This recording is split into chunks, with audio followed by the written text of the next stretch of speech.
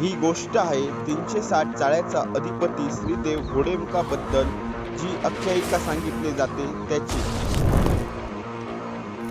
शिपाई, हा आमचा घोडा रोज इथे येऊन का बरं दपकून थांबतो? काय समजत नाही मालक, रोज इथेच येऊन का बरं बिकरतो? मी काय म्हणतो मालक, तुम्ही या विषयावर आचार्य गुरु यांचा सल्ला घ्या. ठीक आहे, मी या विषयावर आचार्य गुरु यांचा सल्ला घेतो. प्रणाम गुरुदेव. बोल बाळका. गुरुदेव, मला एक गोष्ट समजत नाही की माझा घोडा रोज जाऊन एका जागेवर का बरं थांबतो. जेव्हा मी घोड्यावर बसलेलो असतो तेव्हा घोडा एक पाऊल पण पुढे जात नाही. जसा मी घोड्यावर उतरतो तसा घोडा चालू लागतो. त्या जंगलात तुझा घोडा थांबतो, त्याच जंगलात तुझं ते स्थान आहे. त्या जंगलात जा, ते पाषाण शोध आणि त्याची स्थापना कर. साक्षात शंकर तुझ्या पाठीशी आहे. ठीक आहे गुरुदेव. जा बाळका, जा.